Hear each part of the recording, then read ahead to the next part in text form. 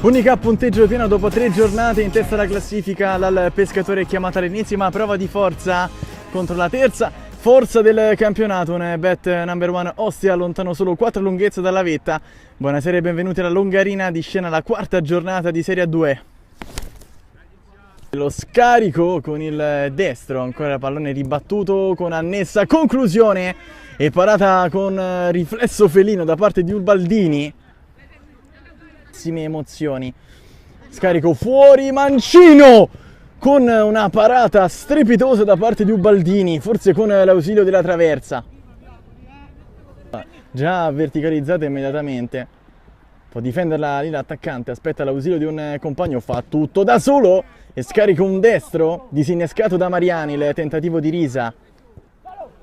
Tendersi con Soldano che ne salta due, poi verticalizza rapidamente da destra. Lesi si fa ipnotizzare da Mariani, che esce benissimo con i piedi. E ancora lancio, tema frequente del lancio sulla sinistra. Ora sombrero meraviglioso, può andare ancora ad Antoni in profondità. La conclusione con la palla che entra tra le proteste, dove viene anche ammonito Ubaldini, ma è 1-0.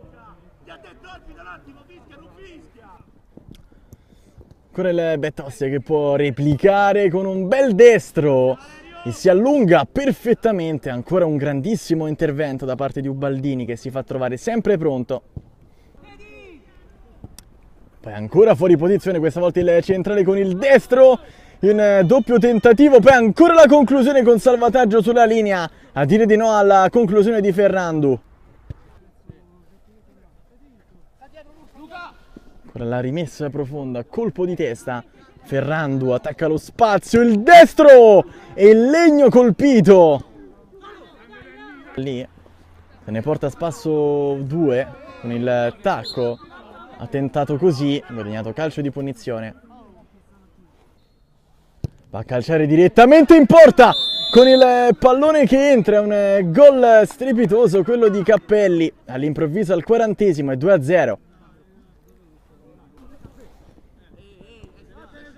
C'è spazio per andare ad offendere con il sinistro. È un gol strepitoso quello di Alesi, che timbra il cartellino e riapre il match a 1 minuto dal termine.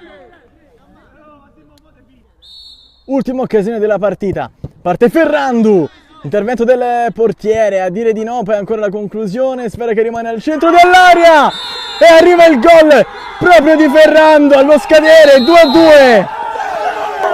Incredibile il pareggio all'ultimissimo secondo, una partita spettacolare. Il bet Ostia riesce a fare 2-2 proprio all'ultimo secondo e a negare la gioia della vittoria all'Al Pescatore, che si ferma così per la prima volta in campionato.